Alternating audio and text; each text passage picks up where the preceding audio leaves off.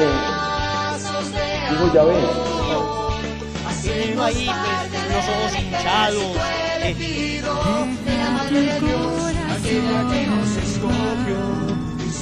Conscientes de esto, vamos a ser mucho más efectivos en el momento de practicar la caridad y no... Segunda trampa.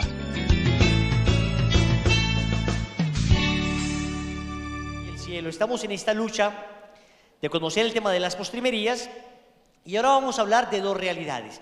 Decíamos que en el momento del juicio, la persona se enfrenta ante la presencia de Dios y que hay dos destinos definitivos. Está la salvación o la condenación eterna.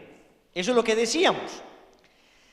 Hablamos de la condenación eterna como, podríamos definir el infierno como la suma de todos los males sin mezcla alguna de bien.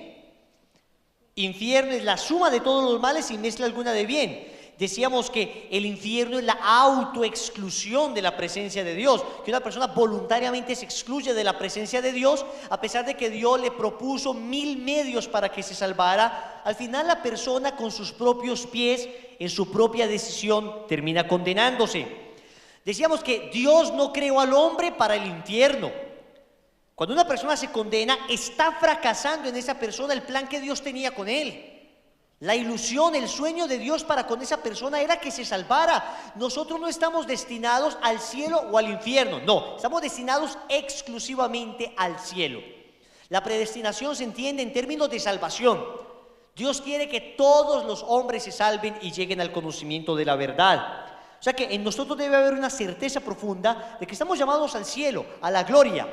Cuando una persona entonces se va al infierno, niega esa realidad. Se va contra el plan que Dios había establecido para con él y termina arruinando su vida en el infierno. Decíamos que está expresada las penas del infierno. Bueno, decíamos que el Concilio de Letrán del año 1215 había determinado algunas realidades. Primero, que existe, que no depende de lo que la gente piense. A la gente pues se le ocurre pensar que no existe el infierno, y si todo el mundo está de acuerdo, el infierno deja de existir por eso. No es el consenso, no es la suma del juicio de las personas las que determinan que algo exista o no. Es una realidad revelada por nuestro Señor Jesucristo. 70 veces en la Biblia está el tema del infierno. En el Nuevo Testamento 25 veces, 15 veces habla el Señor del tema del infierno. Es una realidad que existe. Decíamos además que es dogma de fe, o sea que uno como católico debe creer en la existencia del infierno. No es un capricho de una persona, no es que a mí se me ocurre, no, es un dogma de fe. Decíamos luego que existe una pena de sentido y una pena de daño. Cuando el Señor dice en el Evangelio de San Mateo, capítulo 25, versículo 42 era. Desde el 31 empieza pues toda esa exposición, creo que era en el 41. Le dice a los de su izquierda, primero le dijo a los de su derecha: vengan benditos de mi Padre y hereden el reino que tengo preparado. Y luego le dice a los de la izquierda: id malditos al fuego eterno. Id malditos al fuego eterno. Id malditos al fuego eterno id malditos es pena de daño, alejaos de mí, ¿no? Al fuego eterno es pena de sentidos. Decíamos que la pena de daño es estar lejos de Dios. Después de contemplar tanta maravilla, tanta bondad, tanto esplendor, luego alejarse definitivamente de Él sería lo más terrible. Y decíamos que la pena de sentido es que inicialmente, antes de la resurrección, hablábamos de que nosotros vamos a resucitar, el cuerpo va a resucitar este mismo, con unas propiedades especiales, pero será exactamente usted. Ese cuerpo va a resucitar para la gloria eterna, para gozar en el cielo incluso en los sentidos, o para padecer en el infierno incluso en los sentidos. Entonces la pena de sentido es eso, la pena de sentido es padecer incluso en los sentidos. El fuego del infierno. El fuego, el Señor habla de fuego, 14 veces habla el Señor de fuego. Entonces no sabemos si será un fuego efectivamente físico que abraza pero no consume, o será simplemente la manera en que el Señor encontró para expresar la gravedad del dolor que padecerá un condenado. Aún sin haber resucitado la carne, la persona padece ya de alguna manera una pena de sentidos. Es un poco paradójico porque pues los sentidos se llevan en la carne, ¿no? Pero de alguna manera padece una pena, por ejemplo, en la memoria, de recordar todas las veces que Dios intentó salvarle y no quiso. Padecerá el remordimiento de saber que él podía haberse salvado si solo se hubiera arrepentido. El recuerdo de todos los momentos donde Dios le intentó convertir. Eso lo padece el condenado aún hoy, pero después de la resurrección padecerá incluso en su propio cuerpo. Es una cosa muy terrible, hay que hablar de ella y hay que hablarla como es. Eso que yo no les estoy leyendo pasajes de la imitación de Cristo, donde se exponen unas cosas verdaderamente fuertes, por tiempo no se las estoy diciendo, pero básicamente dice en la imitación de Cristo, pues que los condenados sufrirán la pena de inmovilidad, que como caigan eternamente quedarán. Entonces yo me pongo a pensar, uno caer así, pues se imaginan eternamente con un pie arriba. Es una manera como entendían los santos y como la expresaban. Toda esa descripción, por terrible que sea, debe ser muy limitada en proporción a lo que efectivamente será el estar lejos de Dios para siempre. Hoy vamos a hablar de la salvación. Hoy vamos a hablar de la salvación eterna y vamos a hablar en primer lugar del purgatorio. Porque quien va al purgatorio se salva. Vamos a hablar del purgatorio y luego del cielo. Primero, el purgatorio. Dice el Catecismo de la Iglesia Católica, numeral, anoten el numeral, 1030. Los que mueren en la gracia y en la amistad de Dios, pero imperfectamente purificados, aunque están seguros de su eterna salvación, sufren después de su muerte una purificación, a fin de obtener la santidad necesaria para entrar en la alegría del cielo. La Iglesia llama purgatorio a este estado. ¿Quién como Dios? ¿Qué es el purgatorio? Un estado de purificación. Purificación. Al que van los que mueren en gracia de Dios, pero imperfectamente purificados, o sea, pero sucios de alguna manera. Antes de entrar a algún debate teológico y antes de entrar a darles unas citas bíblicas que argumentan la existencia del purgatorio, a mí me parece que es importante aproximarnos al tema del purgatorio desde la sola lógica. Bastaría la lógica para comprender la necesidad de la existencia del purgatorio. Te lo voy a exponer de esta manera. Ustedes conocieron a Madre Teresa de Calcuta, por lo menos escucharon hablar de ella, ¿cierto? Y escucharon a Madre Teresa de Calcuta, que era tremendamente caritativa, una mujer virtuosísima.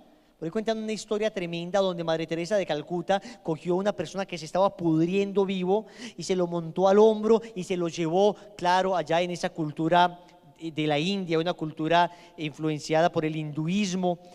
Consideran que la muerte es una cosa que debe alejarse de la persona. Los que están muriéndose, de alguna manera, primero están pagando un karma de vidas pasadas, por consiguiente se lo merecen para el hinduismo. Y lo otro es que entrar en contacto con ellos y de alguna manera traer la muerte. Madre Teresa de Calcuta, como era cristiana, católica por supuesto, no le importaba eso, sabía que la reencarnación no existía y sabía que ella estaba llamada a ayudar a esa persona que se estaba muriendo porque Cristo estaba padeciendo allí. Y Madre Teresa de Calcuta se los montaba al hombro, lo montaba en una carreta y se los llevaba. Pues una vez recogió uno de estos que era ateo, un tipo muriéndose, pudriéndose en la calle, y era ateo. Y Madre Teresa ni le preguntaba: ¿tú de qué religión eres? Nada, hacía la caridad.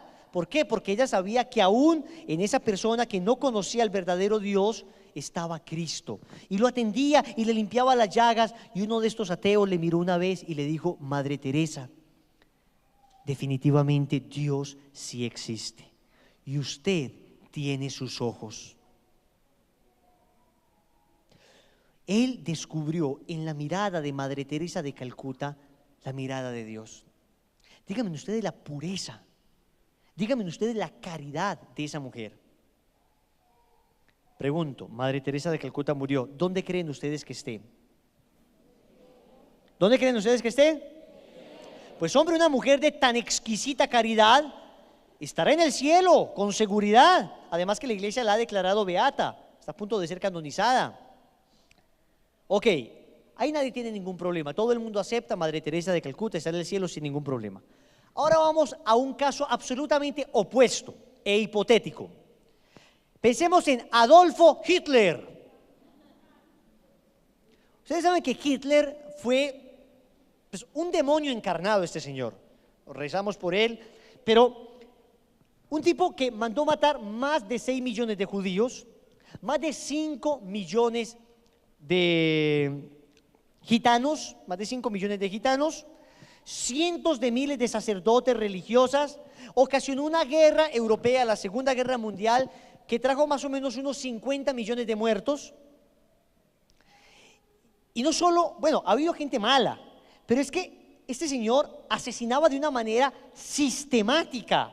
O sea, la crueldad que se expresó en ese totalitarismo nazi es que es fuera de serie. Digamos que ha habido monstruos en la historia, pero es que este tipo sistemática y cruelmente asesinaba a personas, metía niños a cámaras de gas para que se murieran.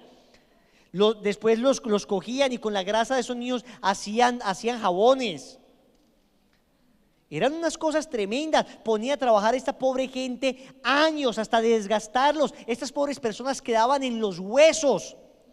Y después de que quedaban en los huesos, los sometía a torturas tremendas. Los quemaban vivos. No, señores. Ok. Este señor, piensen en este señor, Hitler. ¿Qué sucedería si Hitler, un minuto antes de morir, reacciona y dice: Dios mío, perdóname? Y lo dice de corazón. Ha matado más de 10 millones de personas. Su guerra ha ocasionado más de 40 millones de muertes, más de 50 millones. Pero este señor dice: Dios mío, perdóname. Pregunta. ¿Qué pasa con este señor? ¿Se salva o se condena? ¿Se salva? Pero pregunto, ¿es justo que este señor vaya al mismo lugar de Madre Teresa de Calcuta? ¿Es justo o no es justo? ¿Qué piensan ustedes? Acá dicen que sí es justo. ¿Ustedes qué dicen? Y entonces nos metimos en la grande, porque si no se salva, ¿qué tipo de misericordia tiene Dios? Y si no se condena, si no se salva, se condena. Si se condena, pues ¿qué tipo de misericordia tiene Dios, no? Y si se salva, ¿dónde está la justicia de Dios? Pues ¿cómo es que se le va a pagar igual a una persona que se esforzó, lo dio todo, y a otra persona que lo único que hizo fue ser cruel? Entonces, la solución a esto se encuentra en el purgatorio. Sí se salva, por supuesto que se salva, porque la misericordia de Dios es infinita, absolutamente infinita. Y si Hitler lo dijese de corazón, no digan: ay, Wilson dijo que Hitler se salvó. Ojalá, hasta una persona de tal monstruosidad, ojalá se convierta y se salve. Pues nadie quisiera que alguien se condenara. Pero decir que inmediatamente va al mismo lugar donde fue Madre Teresa es desconocer las Escrituras. Uno podría decir: un momentico. El buen ladrón se arrepintió al final y le dijo: hoy mismo estarás conmigo en el paraíso. Claro, pero es que hay que entender que la muerte del buen ladrón fue una muerte del todo heroica. Fue una muerte donde su confesión de fe fue tan sincera y en un momento tan importante de la vida de Jesús que le purificó por completo. Es que en el momento en que los mismos discípulos habían abandonado a Jesús, el buen ladrón fue capaz de reconocer en ese crucificado al Rey. Es decir, el acto de fe que hubo en este hombre fue de tal manera profundo, fue de tal manera enorme, fue de tal manera grande que le purificó completamente. Ahora, una persona antes de morir, un Hitler, si de repente se arrepiente y dice: Dios mío, muero por ti, y se declara cristiano y muere mártir, se va también derecho para el cielo. El martirio hace que purifique todo su pecado. Pero estamos hablando del caso hipotético donde solo se logra arrepentir. ¿Me hago entender? Es que el buen ladrón era tan buen ladrón que se robó el cielo. Ay, en un segundo.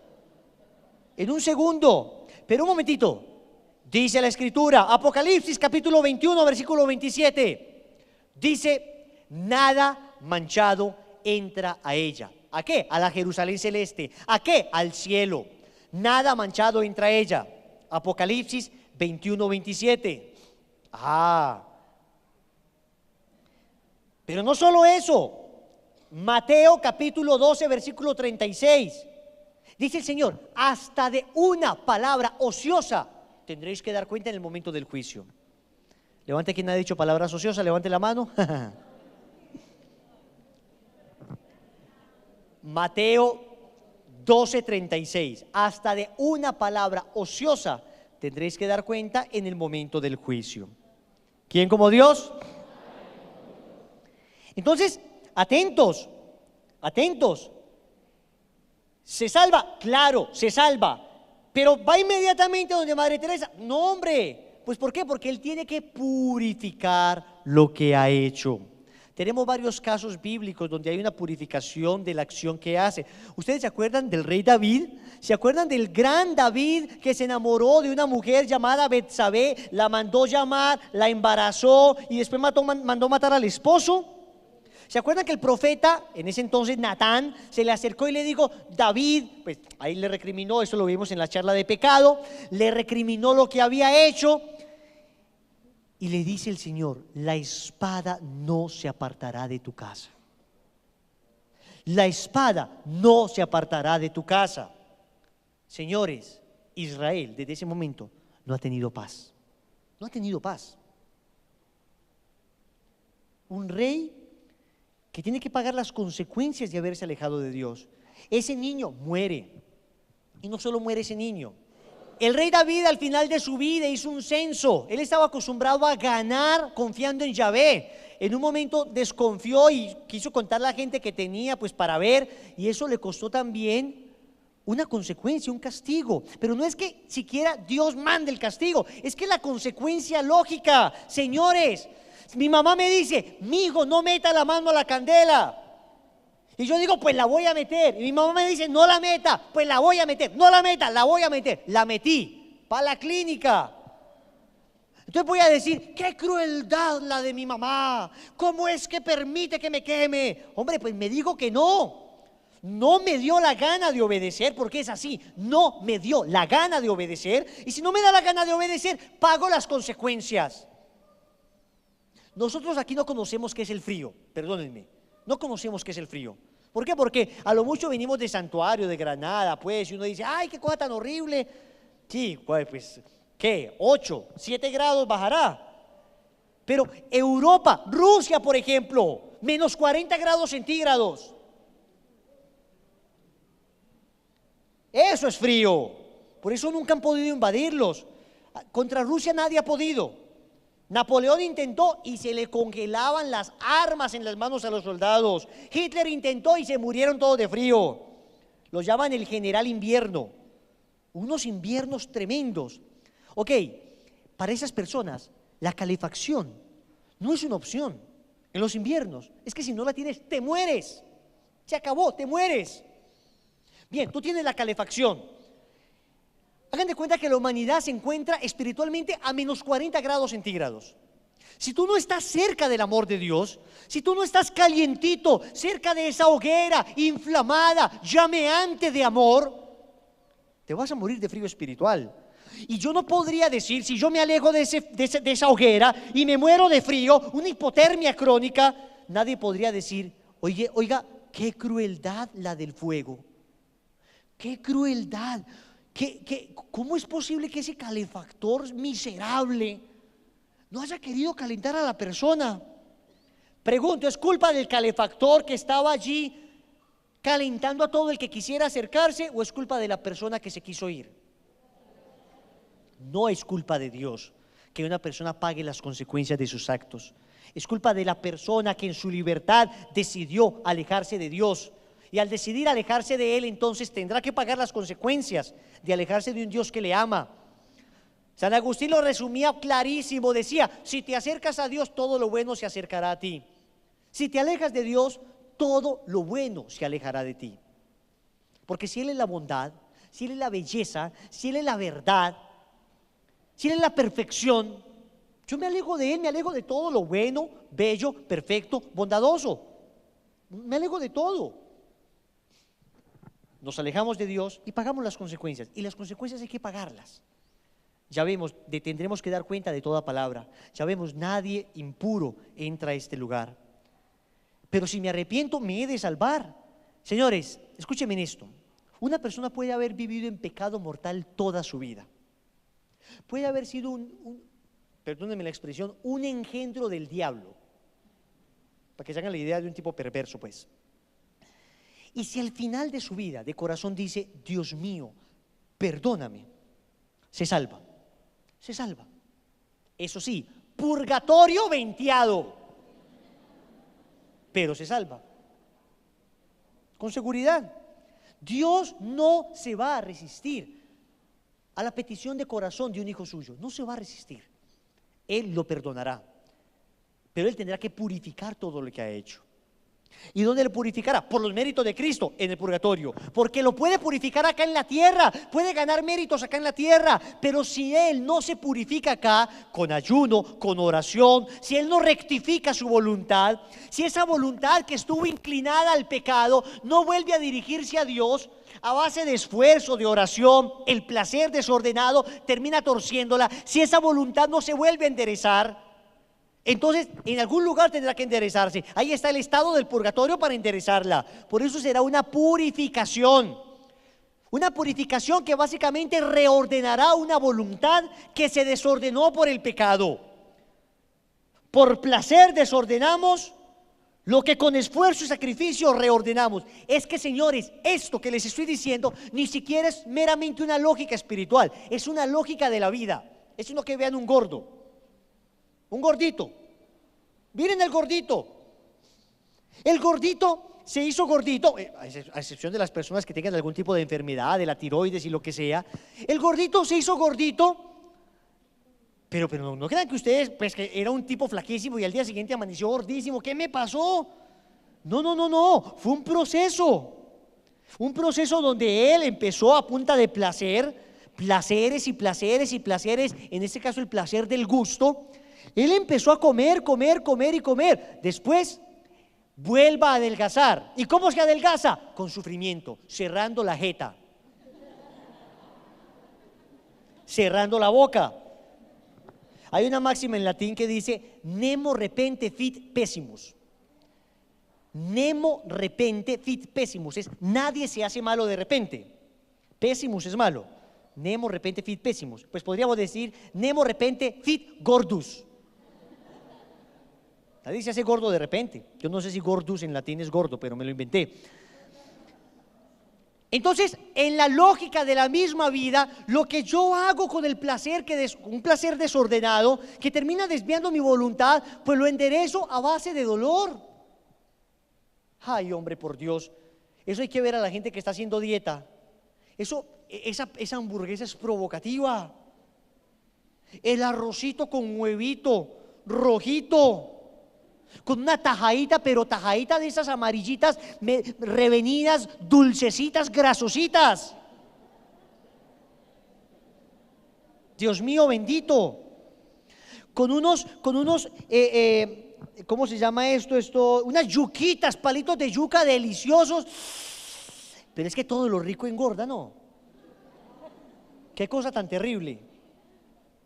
¿Qué quiere adelgazar? No harinas, no grasas, no azúcares. No, pero ¿qué va a comer usted?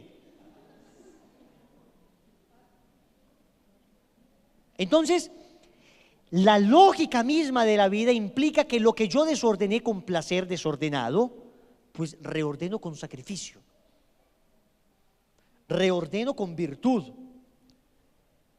reordeno con esfuerzo. Pues en la lógica sobrenatural sucede lo mismo. Lo que hemos desordenado se debe reordenar, y se reordena acá, purificando las potencias del alma, el entendimiento y la voluntad, o se reordena en el purgatorio. ¿Quién como Dios? Y después de Dios. Entonces, siendo así de lógica la existencia del purgatorio y de misericordiosa la existencia del purgatorio, porque Dios hubiera podido decir, ¿saben qué? Solo los que estén perfectos vienen acá. Pero Dios dijo, hombre, yo voy a extender mi misericordia tanto que sean muchos más los que se salven. Y gracias al purgatorio son muchos más los que se salvan. Siendo así esta realidad del purgatorio, entonces hay que decir que la palabra purgatorio no aparece en la Biblia. No aparece. Y es lo primero que te van a decir los hermanos protestantes. ¿En qué parte de la Biblia dice, dos puntos, cualquier cosa católica? ¿En qué parte de la Biblia dice que la Virgen subió al cielo? ¿En qué parte de la Biblia dice que nació inmaculada? ¿En qué parte de la Biblia dice del purgatorio? ¿En qué parte de la Biblia? Siempre te van a decir eso. ¿En qué parte de la Biblia dice?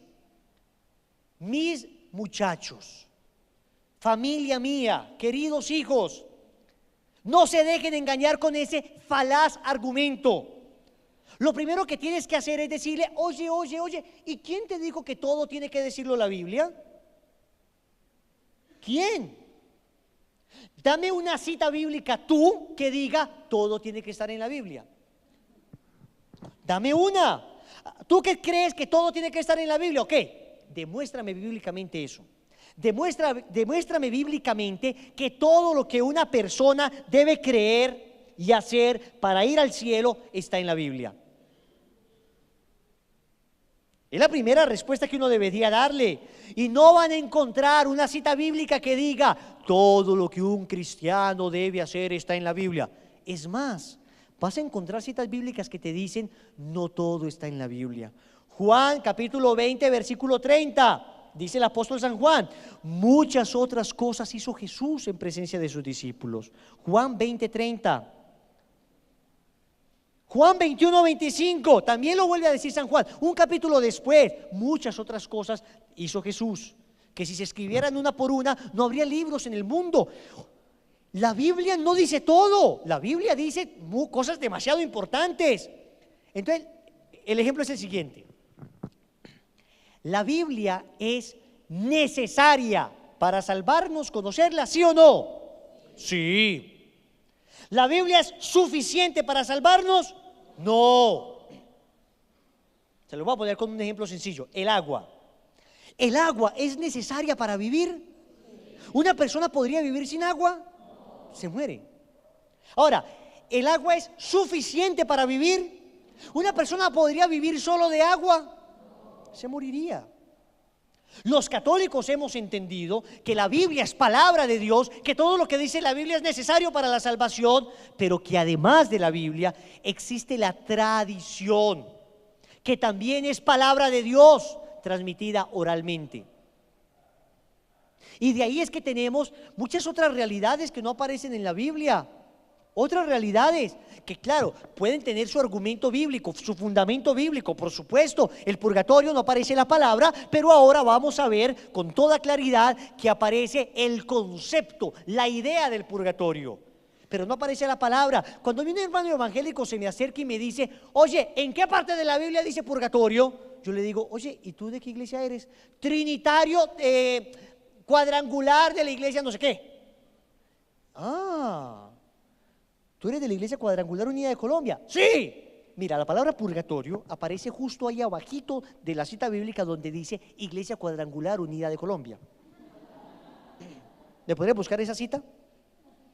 ¿Le podría buscar una cita bíblica donde diga Iglesia Cuadrangular Unida de Colombia? ¿No está? Entonces, ¿por qué perteneces a una iglesia que no está? ¿Por qué perteneces a una iglesia que no tiene argumento bíblico?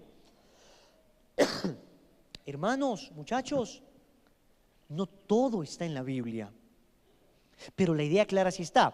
Es más, búscame la palabra Trinidad en la Biblia. Ellos son trinitarios, muchos de los protestantes, no todos. Búscame la palabra Trinidad, y si me encuentras la palabra Trinidad en el sentido que lo entendemos en la Sagrada Escritura, te regalo ya $1,000,000. Ya, no lo tengo, sé que no lo van a encontrar.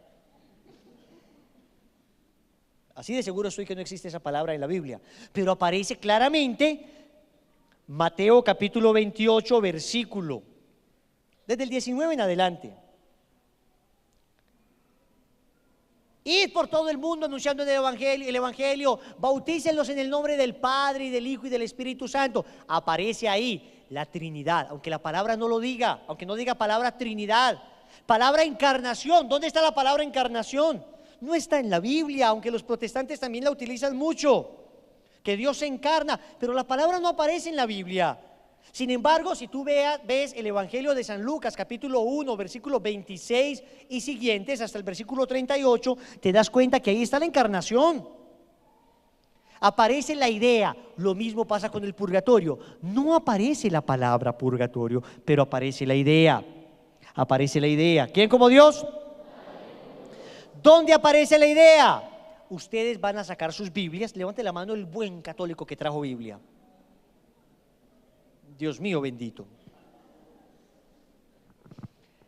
Busquen Segunda de Macabeos, capítulo 12, versículo 43. Segunda de Macabeos 12:43. Los voy a ubicar en el contexto. Está Judas Macabeo con un ejército de israelitas combatiendo contra unos enemigos. Resulta que en el combate matan a algunos israelitas, y cuando los van a enterrar se dan cuenta que estos israelitas tienen unos objetos consagrados a los ídolos de Yamnia, unos ídolos paganos, ¿no? Y entonces los ven ahí. ¿Alguien encontró la cita bíblica? Segunda de Macabeos 12:43. ¿Alguien la encontró? Macabeos está entre Génesis y Apocalipsis. Es el primero y el último libro, ¿no? ¿Alguien la encontró? La voy a leer entonces. ¿Quién la encontró? ¿Quién dijo yo? Ponte de pie.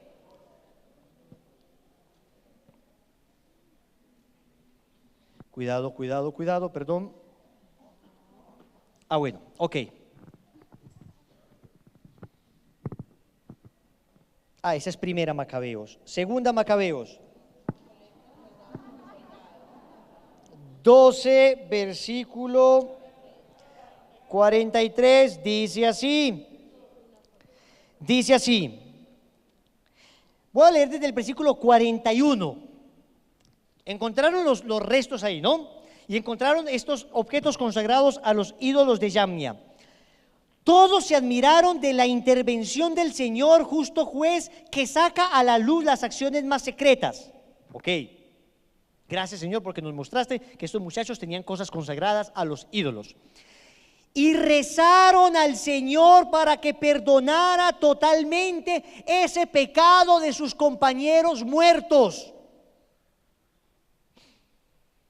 Y después, en el versículo 43 dice: efectuó entre sus soldados una colecta y entonces envió hasta 2,000 monedas de plata a Jerusalén, a fin de que allí se le ofreciera un sacrificio por el pecado. Y luego dice: todo esto lo hicieron muy bien, inspirados por la creencia de la resurrección. O sea, esto, dice la Biblia, esto está muy bien. Esto que hicieron los Macabeos, Judas Macabeo, está muy bien. La Biblia está elogiando el hecho de que uno ore por una persona que ha muerto con algunos pecados y mande a ofrecer sacrificio al templo por ellos. Oiga, es exactamente lo que hacemos los católicos. Oramos por las personas que han muerto y sabemos que han tenido algún pecado, y mandamos a ofrecer el nuevo y único y verdadero sacrificio eucarístico en el altar, donde se inmola nuestro Señor Jesucristo por esas pobres almas. Por eso antes de la misa el sacerdote dice: oramos por el eterno descanso de Pepito Pérez, para que el Señor le regale el descanso eterno. Esto lo hacemos ya por una tradición que viene desde el pueblo judío. La pregunta es: si estas personas que murieron se hubieran condenado, ¿para qué rezar por ellos? ¿Se puede salir una persona del infierno? Decíamos que el infierno es eterno. Y si están ya en el cielo, ¿para qué rezar por ellos? ¿Le sirve algo a la persona que está en el cielo para su propia salvación la oración? Necesariamente estaban pensando ya en alguna cosa que pudiera purificarle. No estaba claro todavía. Solo tiene que venir Jesús para después dejar perfectamente claro todo, pero todavía no era claro, aunque ellos ya lo intuían, los judíos ya lo intuían. ¿Quién como Dios? Y después de Dios, siguiente cita bíblica. Vamos con las citas bíblicas. Dios te pague. Evangelio de San Mateo, capítulo 12, versículo 32. ¿Quién lo encuentra? Bueno, como el tema de hoy también es el cielo, voy a leerlo yo mismo, mis queridos muchachos. Mateo 12, 32. ¿Lo encontró alguien ya? Listo, venga pues hermano, léalo, para que haya participación de todos. Mateo 12:32. A quien diga algo contra el Hijo del Hombre se le puede perdonar. A quien lo diga contra el Espíritu Santo no se le perdonará ni en el presente ni en el futuro. Palabra de Dios. Te alabamos, Señor. Ni en el presente ni en el futuro. ¿Quién encontró otra traducción más precisa? Ni en esta vida ni en la otra. ¿La encontraste ahí? ¿Qué dice el tuyo? Al que hable contra el Hijo del Hombre se le perdonará, pero al que hable contra el Espíritu Santo no se le perdonará ni en esta vida ni en la otra. Palabra del Señor. Gloria a ti, Señor Jesús. Muy bien. No, pero está bien. Era eso lo que quería escuchar, porque la traducción precisa es: no se le perdonará ni en esta vida ni en la otra. Dice: al que hable contra Jesucristo se le perdonará, pero el que hable contra el Espíritu Santo, al que blasfeme contra el Espíritu Santo, no se le perdonará ni en esta vida ni en la otra. ¿Qué es el pecado contra el Espíritu Santo? Fundamentalmente es creer, no tener necesidad de conversión. Eso es pecar contra el Espíritu Santo. Es no quererme arrepentir de mis pecados, sea porque creo que Dios no me los va a perdonar, o sea porque creo que no necesito que me los perdone. O sea porque me desespere y diga: mi pecado es más grande que Dios y no me arrepiento, peco contra el Espíritu Santo. O sea porque yo digo: total, ¿qué importa mi vida si? Mejor dicho, en el fondo el pecado contra el Espíritu Santo es no arrepentirse. Por eso no se le perdonará al que no se arrepienta. Más que un pecado concreto, es cualquier pecado del que yo no me arrepienta. Ese en el fondo es el pecado contra el Espíritu Santo. Entonces dice el Señor: al que peque contra el Espíritu Santo no se le perdonará ni en esta vida ni en la otra. O sea que el Señor está hablando ya de la posibilidad de pecados que se perdonan en esta vida o en la otra. Al decir no se le perdonará, significa que hay algunos que sí se le perdonarán. Si dice: este no se le perdonará ni en esta vida ni en la otra, conclusión, pues hay otros que seguramente sí se le perdonarán en esta vida o en la otra. ¿Me entienden? Mi hijo, yo no le voy a dar plata ni acá cuando salgamos del paseo, ni cuando lleguemos. Eso sí no le doy, plata sí no le doy, ni cuando salgamos ni cuando lleguemos al paseo. Significa que si no le doy plata, eso sí no, de pronto otra cosa sí. O sea que habrá cosas que yo sí te daré en el paseo. ¿Qué? Pues te daré comida, te daré lo que quieras. Cuando yo establezco que hay algo que no te daré acá o acá, significa que hay cosas que sí te doy acá y acá. Me explico. Existen entonces pecados que sí se perdonan en esta vida o en la otra. ¿Y cómo se van a perdonar pecados en la otra si se condenó la persona? Entonces no puede estar refiriéndose al infierno. ¿Cómo se le perdonará pecados a una persona que ya está en el cielo? Nada manchado entra al cielo. Tampoco puede estar hablando del cielo. Necesariamente debe estar hablando del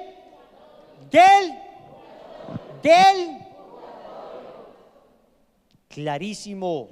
Está hablando del purgatorio. ¿Quién como Dios? Hay otra cita bíblica también muy clara en el mismo Evangelio de San Mateo, en el capítulo 18, cuando el Señor establece la parábola del siervo sin entrañas. Mateo capítulo 18, versículo del 23 al 35. Mateo 18 del 23 al 35. En esta parábola el Señor pues cuenta lo siguiente. El Señor cuenta que un hombre rico le presta mucho dinero a un siervo. Un rey le presta mucho dinero a un siervo. Este siervo no tenía cómo pagarle. El rey dijo: pues vaya y métalo a la cárcel. El rey le dijo, el siervo le dijo: perdóname por favor. El rey lo perdonó. Le debía más o menos, en proporción a los pesos de ahora, 10,000 talentos, es más o menos como 60,000 millones de pesos. Tengan una idea. Más o menos 10.000 talentos implicaba eso. 60.000 millones de pesos. ¿Alguien tiene esa plática que me preste? Este señor, el rey le dice, te perdono los 60.000 millones. Y este tipo sale y se encuentra una persona que le debe. Adivinen qué le debe. El uno le debía 100 talentos, 10.000 talentos, perdón. Este le debe 100 denarios, 100 moneditas. ¿Saben cuánto implica eso? 10.000 pesos. Y le dice, págame mis 10.000. Pero miren pues este miserable. Y le dice el otro, pero no tengo para pagar. ¿Qué me los pagues? No tengo, pues para la cárcel. Y entonces la gente se dio cuenta y le dijeron al rey, oiga, usted le perdonó 60.000 millones de pesos y este señor no le quiso perdonar 10.000 pesitos al otro. Con esto el Señor estaba manifestando cómo es que nosotros debemos perdonar, porque Él nos perdonó una deuda infinita.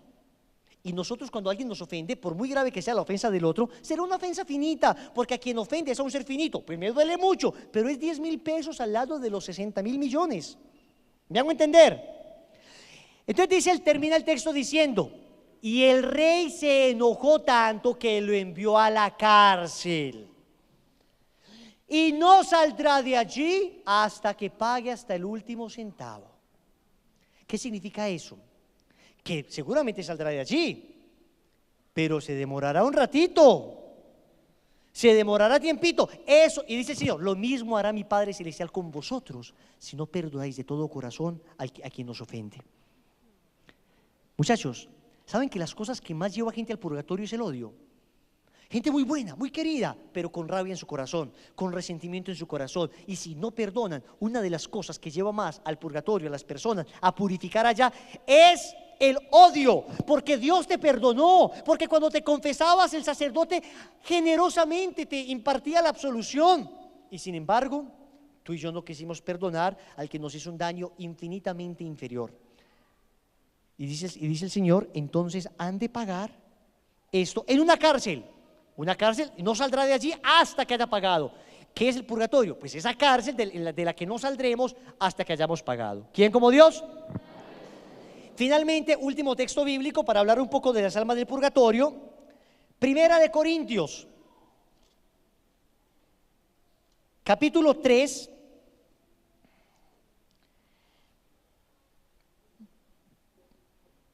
versículo 11 hasta el 15. Primera de Corintios 3, del 11 al 15. Este texto de San Pablo a mí me parece contundente. Es decir, yo cuando leí este texto, yo dije, es que quien lee este texto y quede con duda de que existe el purgatorio, entonces tiene que botar la Biblia a la basura, tiene que botarla, tiene que negar este texto bíblico. Dice San Pablo, pues nadie puede poner otros cimientos que los ya puestos, Jesucristo. Entonces dice, le está hablando a la comunidad de los corintios y le dice, señores, en la vida espiritual de ustedes nadie puede poner otro cimiento que Jesucristo. Y eso lo sabemos todos. Jesucristo tiene que ser la base sobre la que edificamos nuestra vida espiritual. Y dice San Pablo, o sea, la fe en Cristo. Sobre estos cimientos, ¿cuáles cimientos? ¿Cuál es el cimiento? Sobre estos cimientos se puede construir con oro, plata, piedras preciosas, madera, heno o paja. ¿Qué significa esto? Que hay personas que tienen fe, mucha gente tiene fe, pero hay gente que tiene fe en Cristo, pero construye con oro, es decir, su vida espiritual es una belleza. Es gente santa, virtuosa, generosa, entregada, caritativa, de oración, de mortificación. Tiene una vida espiritual que parece un monumento de oro. Hay otros que construyen con plata. ¿Qué son? Hombre, personas también muy honestas, muy buenas, responsables en su trabajo. Quizá les falta más oración, quizá no tienen el oro de la caridad. Hay gente que construye con piedra. Hombre, gente pues muy sólida, de una fe muy firme, pero no brilla su caridad como el oro y la plata. No brilla su vida católica, no es modelo, no alumbra ante otras personas. Bueno, muy bien. Hay otros que son como madera, que uno los ve y dice, ah, ese es un católico, Bueno, pues algo tiene el tipo, ¿no? Algo católico es.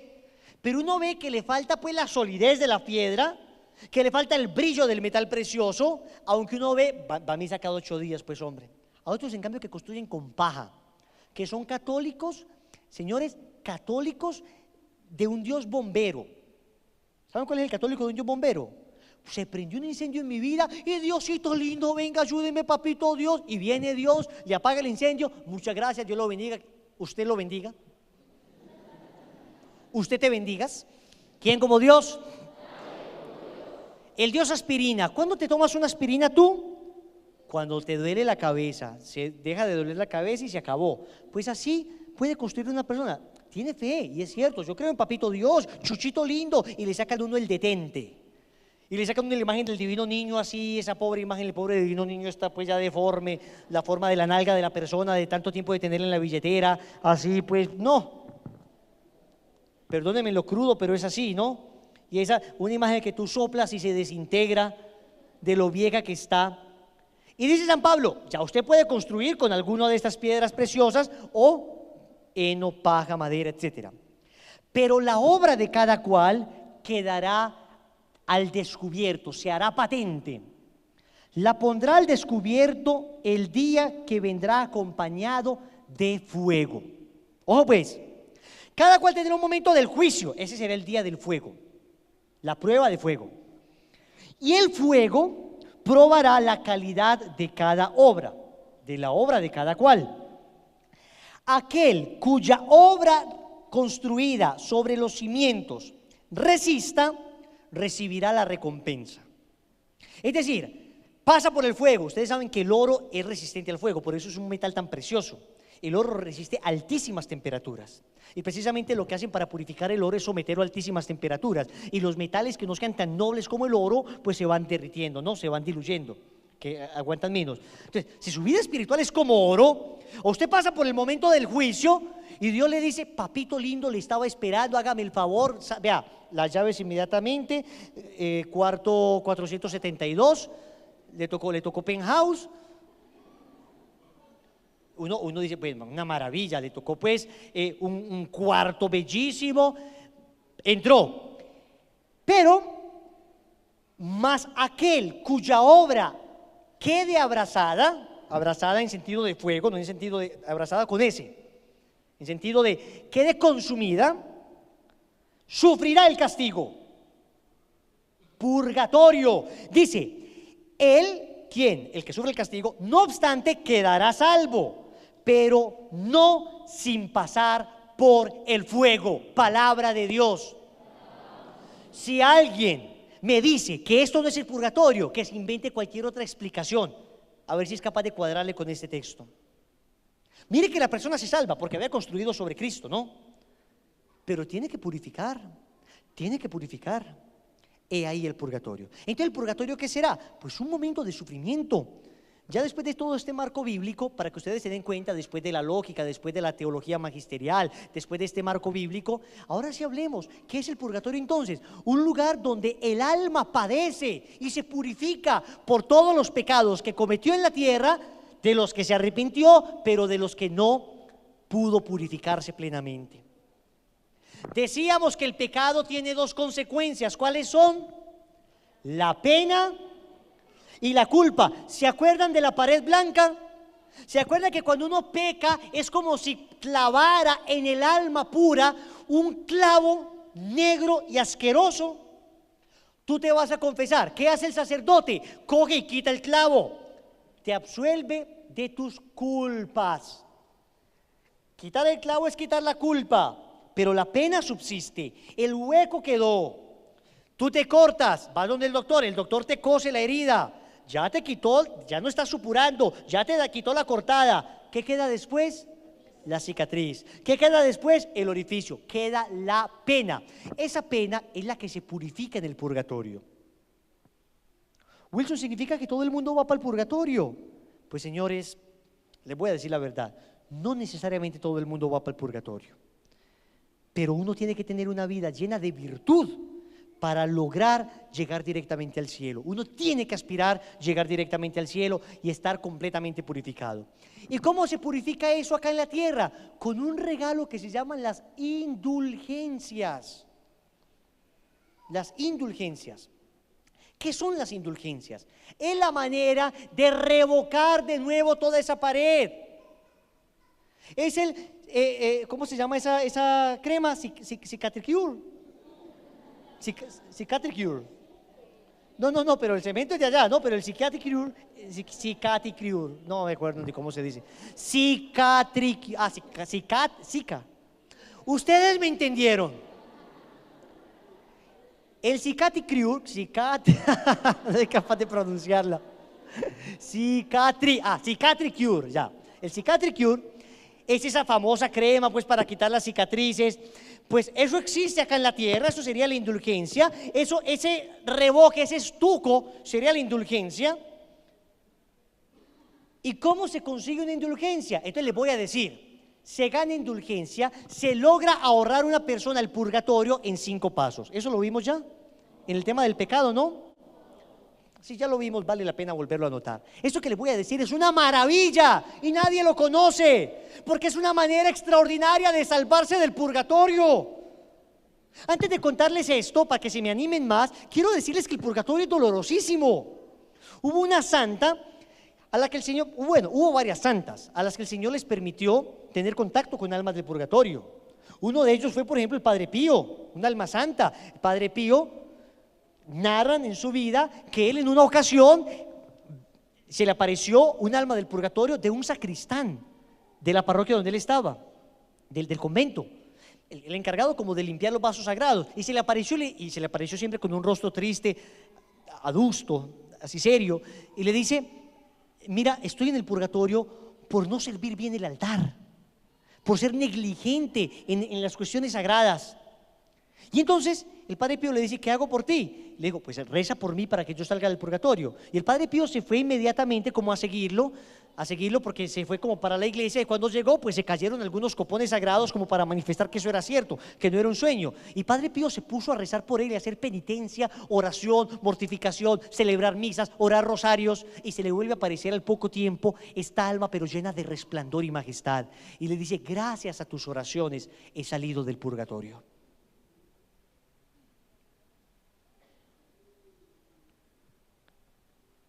Una mística, el Señor le revela, también le permite que hable con un alma del purgatorio. Esos son casos extraordinarios, pero no es que sea así pues de todos los días, que espérate, voy a hacer una llamada, aló, el purgatorio, sí, pásame un alma por favor. Cuidado, no, esos son cosas que Dios permite extraordinariamente, y se las cuento porque están consignadas en las vidas de los santos, ¿me hago entender? Pero no es que todo es un alma del purgatorio, pero cuenta una mística que ella tuvo la experiencia de tener contacto con un alma del purgatorio, a la que le preguntó cuánto pagaba una persona por una mentira pues significativa.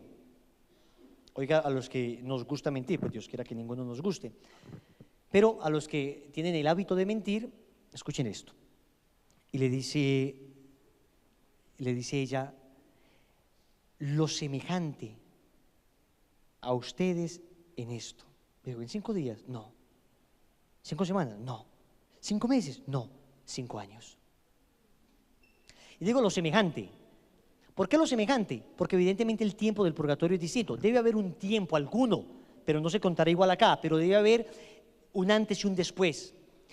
Ahora, esto es revelación privada. ¿Será así? Pues no sé exactamente, pero simplemente les digo lo que los místicos y los santos han podido vislumbrar. ¿Me hago entender?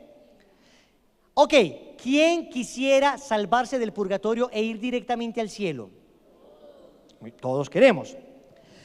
Las indulgencias dan este regalo. Las indulgencias dan, ¿y qué es esto de las indulgencias entonces? Es esta purificación. 5 pasos para ganar indulgencias. Existen 2 tipos de indulgencias: las parciales, las que borran parte, y la plenaria, la que borra todo el pecado.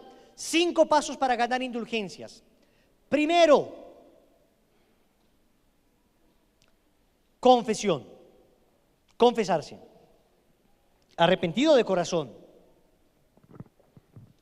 Segundo, comulgar, ir a la Santa Misa y recibir la Sagrada Comunión. Tercero, elevar una oración por el Santo Padre, por el Papa. La tercera. Por eso ustedes se dan cuenta que uno en el rosario dice, pues por las benditas almas del purgatorio, por el Santo Padre, para ganar las indulgencias del Santo Rosario, con esa intención. Cuarto, alguna buena obra o alguna oración, enriquecida con indulgencia plenaria.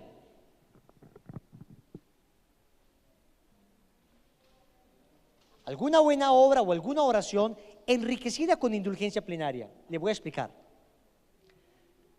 Resulta que la Iglesia enriquece algunas prácticas con indulgencia plenaria. Le voy a decir algunas de ellas que dan indulgencia plenaria, cumpliendo las otras condiciones. Por ejemplo, ir a una misa de primera comunión, de indulgencia plenaria. Ir a una confirmación, ir a una ordenación sacerdotal, de indulgencia plenaria. Otra, por ejemplo, estar más de 3 días en retiro espiritual, de 3 o más de 3 días en retiro espiritual. O sea que una persona que va a retiro espiritual con nosotros o que va a un retiro espiritual largo, si de verdad está arrepentida, si hay contrición en su corazón, si la persona pues ha transformado verdaderamente su vida, pues puede ganar la indulgencia plenaria. El Santo Via Crucis.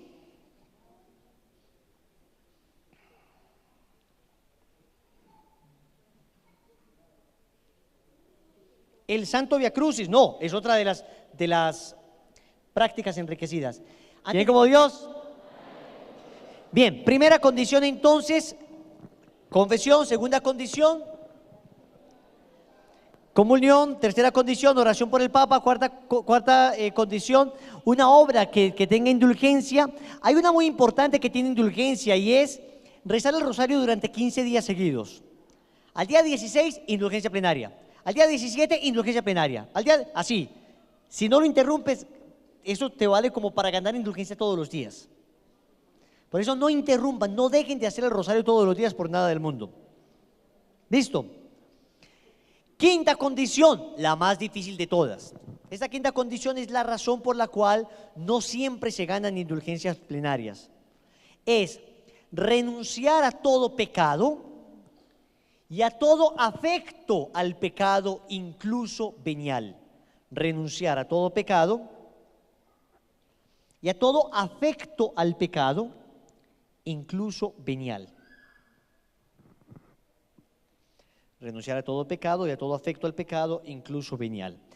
Mis niños y mis niñas, no me coman chicle acá, por favor. ¿Listo? Veo algunos que han comido chicle, ni se les ocurra. Si veo a alguien comiendo chicle, mando 2 muchachos bien musculosos que se acerquen a esa persona, la cojan de la mano, la levanten y le digan, trágatelo. Estamos en la iglesia, ¿ok? Esta quinta condición no es solamente dejar de pecar, es que a veces uno dice, ay hombre, ¿por qué esto es pecado tan rico que es esto? Ay hombre, este pecadito. No es que uno, claro, uno siempre tiene la tentación, pero la renuncia es, yo estoy convencido que esto es pecado y renuncio definitivamente a esto. Por eso uno puede hacer todas las condiciones, pero no sabe exactamente si gana indulgencia plenaria, porque depende si la persona está desapegada a los pecados. Quien tenga todas estas condiciones puede ganar indulgencia plenaria para sí mismo, o sea, queda limpio, o para un alma del purgatorio. Y puede sacar del purgatorio a la persona que sea en ese instante, ganando indulgencia plenaria. Miren el regalazo que esto da. Lo saca al instante. Nosotros, cuando nos consagremos a la Virgen María, ya no vamos a ser dueños de esas indulgencias.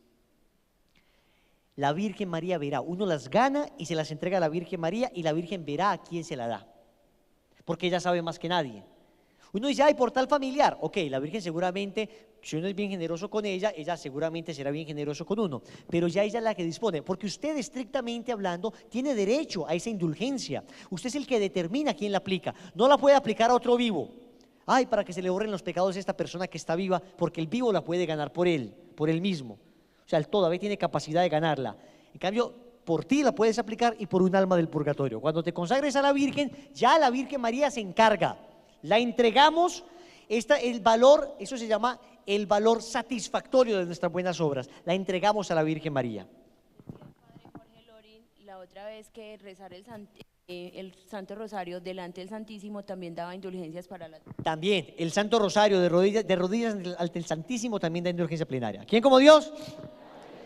Ok, con esto queda claro, esto es lo de la indulgencia, con esto cerramos el tema del purgatorio. Antes de mostrar el video, quería mostrarles este pequeño librito, porque acá es un librito que sacamos en Lazos de Amor Mariano que se llama Mis Prácticas. Están todas las novenas de los patronos de Lazos. La novena, pues, ¿cuáles son los patronos de Lazos? Está la novena a San José, los 7 domingos a San José, que el papá de Rodrigo la hizo, los 7 domingos a San José para conseguir esposa, seguro, y consiguió a la mamá de Rodrigo, ininterrumpidamente la hizo, y se casó en la iglesia de San José, y gracias a eso, pues vea los hijos, ¿no? Si quiere tener hijos como Rodrigo, bueno. Pero bueno, está la novena de Aguinaldo, viene la novena, por ejemplo, estamos en este momento en la novena de San Juan Bautista, viene la novena de San Miguel Arcángel, está la novena pues de final de año, pero hay una oración particularmente especial de la que les quiero hablar, muy relacionada con este tema del purgatorio, que se llama las 15 oraciones de Santa Brígida. 15 oraciones de Santa Brígida. Esto no es obligatorio hacerlo, atentos, el consagrado no la tiene que hacer obligatoriamente, pero yo les digo por qué razón yo las estoy haciendo todos los días. Ya le voy a decir. Resulta que hace 8 años yo escuché de las 15 oraciones de Santa Brígida. Son 15 oraciones, más o menos largas, uno tiene que después de cada oración hacer un Padre Nuestro, Ave María y Gloria. Entonces yo vi todo esto y yo dije, hombre, por Dios, pues yo rezando el rosario, yendo a misa, a mí no me da el tiempo, hace 8 años. Pero de repente empecé a ver que algunos misioneros, que eran misioneros como muy tibios, empezaron a hacerlas y se enfervorizaron y empezaron a cambiar. Son 15 oraciones que se hacen durante un año, ininterrumpidamente, más o menos se demora uno media hora haciéndolas. Las 15 oraciones. Esperen pues, pero esperen, yo les digo. De media hora a 40 minutos, al principio uno se demora un poquito más, porque no se las sabe, después uno se las aprende, casi todas. Santa Brígida le dijo al Señor, yo quiero saber cuántos azotes recibiste. El Señor le reveló que recibió 5.840 azotes. Y le dijo, para reparar por cada azote, 5.840, porque claro, en cada flagelación le daban multitud de azotes al Señor, ¿no? Para reparar por cada azote, le dio estas 15 oraciones que se hacen durante un año, 15 oraciones diarias, y repara las 5.440. 5.480. Entonces repara las 15 oraciones durante un año. Y le empieza a prometer el Señor a Santa Brígida una serie de cosas. Y le dice, la persona que rece, se lo voy a leer algunas de estas oraciones, porque, atentos, acá lo tengo, yo no creía, o sea, a mí me parecía, no, yo sí creía, siendo honesto sí, pero me parecía como que, bueno, es que yo ya estoy haciendo el rosario. Bueno, le voy a leer primero, porque es que a mí me emociona esto. Le voy a leer algunas, dice, cualquiera que recite estas oraciones durante un año sin faltar un solo día. Si usted falta un solo día, tiene que volver a empezar. Cualquiera que recite estas oraciones durante un año obtendrá el grado máximo de perfección. 15 días antes de su muerte tendrá un conocimiento perfecto de sus pecados y una contrición profunda de ellos. 15 días antes de su muerte daré mi precioso cuerpo a fin de que se escape del hambre eterna, y daré mi preciosa sangre a fin de que escape de la sed eterna. Miren este detalle. ¿Por qué les digo esto? Libraré del purgatorio a 15 miembros de su familia. Y pillen esta. 15 miembros de su familia se convertirán. Bueno, yo con esto yo decía, impresionante, pero bueno, cuando yo empecé a ver que estos misioneros empezaban a enfervorizarse, yo quedé sorprendido. Luego vi que un amigo tenía una hermanita inconvertible, o sea, esa que no se convertía por nada. Él empezó a hacer las oraciones de Santa Brígida. Ahora su hermana y el esposo son misioneros del movimiento. Entonces yo veía todo eso. En Ecuador, estuve dictando un retiro espiritual en Ecuador. En Ecuador la gente a la que llegó Lazos es gente de alto turmequé, o sea, gente de estrato 6 toda. Entonces van políticos al retiro, van. Entonces fue un hijo del más importante cirujano del Ecuador. Fue allá y el tipo nada que se convertía, muy racionalista, tanto que hasta en la dinámica de la cruz se nos fue la luz. Bueno, no, en el retiro hay una dinámica muy fuerte, se nos fue la luz y yo decía algo y tronaba. Es una cosa espectacular pues lo que sucedió. Y el tipo se me acercó y me dijo, ¿cómo hiciste para hacer los efectos del cielo? Así de ateo era el tipo. Yo no, bobo, hablé con San José y con San Pedro. El caso es que este tipo terminó el retiro ahí medio convertido. Yo me imaginé, este tipo no va a seguir. Pero cuando volví a los 6 meses, lo vi en primera banca, consagrándose a la Virgen María, entusiasmado, iba a acabar el matrimonio, pues, estaba muy bien en su hogar. Yo dije, ¿acá qué pasó? Esto no es usual. Y me invitó a que orara por el papá, y cuando llegué conocí a la hermana de él. La hermana de él está haciendo las oraciones de Santa Brígida, ni siquiera estaba muy convertida, pero escuchó lo de las oraciones y se puso a hacerla. E incluso en las rumbas, no muy convertida, se metía en el baño, en las rumbas, a hacerlas, en el baño. Y eso le dio la conversión a ella, al hermano, al papá, a la mamá, a toda la familia. Entonces yo decía, ¿qué es esta maravilla? Otra de las pruebas, entonces yo ya escuchaba y yo decía, no, yo tengo que empezar esas oraciones. Santiago, ustedes conocen a Santiago Correa, ustedes saben que, bueno, él tenía una novia. Digo esto porque él lo ha contado como testimonio público. Él entró en una crisis en su noviazgo, una crisis fuerte. Y yo conozco a mi amigo y yo sabe que cuando entraba en esa crisis, eso era la pendiente resbaladiza, ya no había vuelta atrás. Él dijo, pues me voy a pegar a orar de Santa Brígida porque yo sé que esta es una buena mujer, yo sé que esta crisis es una cosa del demonio. Pues ahora está casado y va a tener una bella hija. O sea, se le reencendió el corazón. Entonces, cuando yo vi esto, le dije a mi novia, le dije, Lili, empecemos las oraciones. Ya llevamos 7 meses haciéndolas todos los días. Y yo les aseguro que gracias a la oración de Santa Brígida pudimos tomar una decisión. Nos vamos a casar el 8 de diciembre.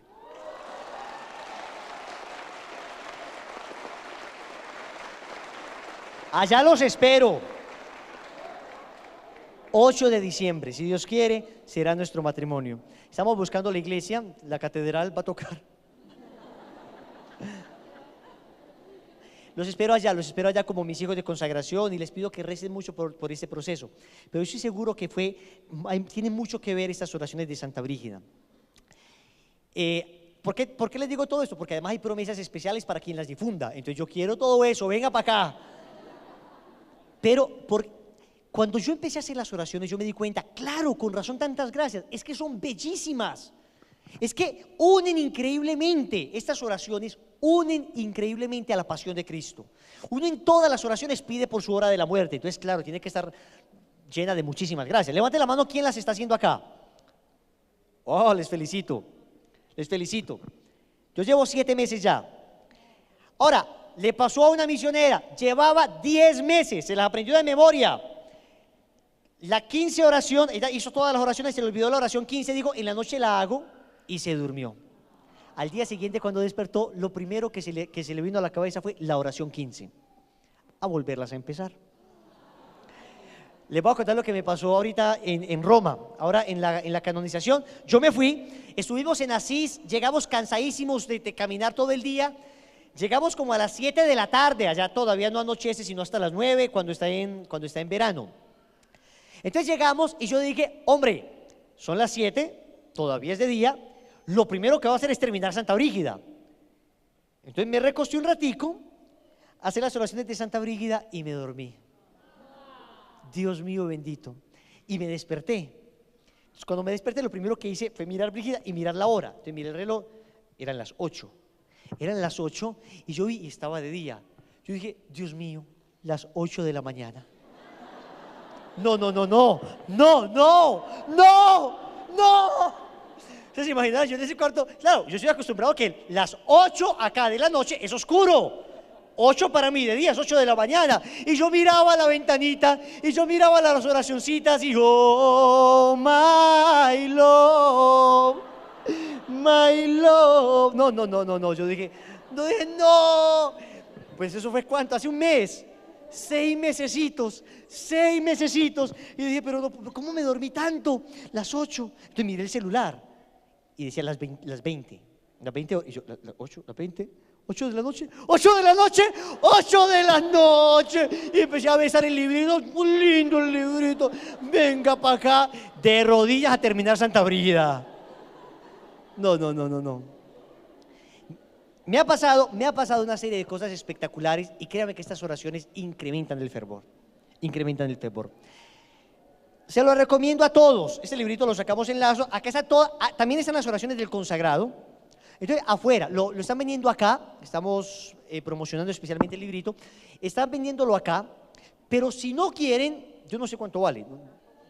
¿Cuánto vale? 10.000 pesos. Vale 10.000 pesos. Si no, bájela de internet. O sea, no importa. Lo importante es que la reza, hermano. Esta oración es extraordinaria, produce un fruto enorme. A mí me gusta el librito por una razón, porque es muy práctico para mantener. Yo las tengo en todas, yo las tengo en el celular, las tengo en el libro. Por si se me descargó el celular, lo hago en el libro. Si no hay luz, en el celular, en todas partes. Muchachos, terminemos con este video para que nos vamos. Vamos a ver el video. Miren esto. El hoyo negro.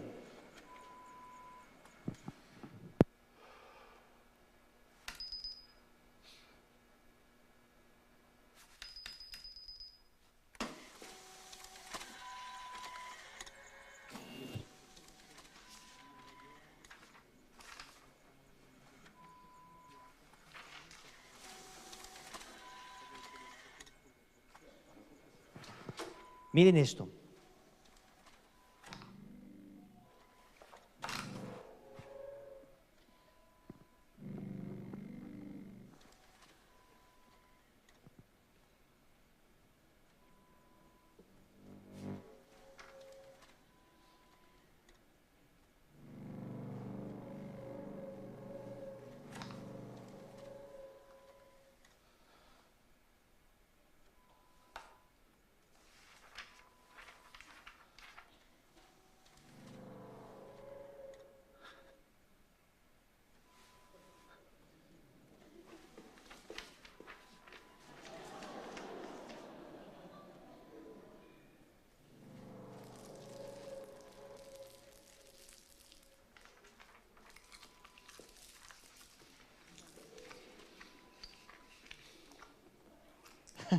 Qué cara de maniático, ¿no?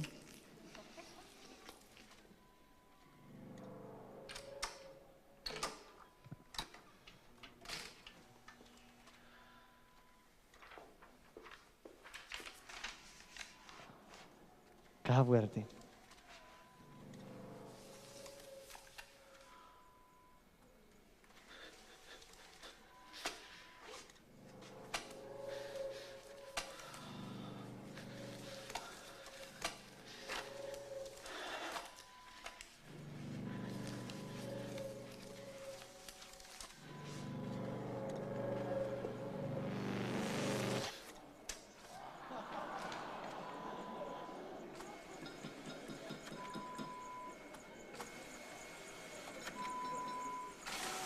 Vamos a ponernos de rodillas. En el nombre del Padre, del Hijo, del Espíritu Santo. Amén. Señor Jesús, te damos gracias por esta consagración, por esta preparación. Te suplicamos que, a pesar de que hoy nos extendimos un poco, tú extiendas nuestro corazón a amarte. Lo extiendas lo hagas cada vez más grande para poderte amar más, para podernos entregar con más generosidad. Te suplicamos que estas gracias que recibimos sean gracias que duren hasta la vida eterna.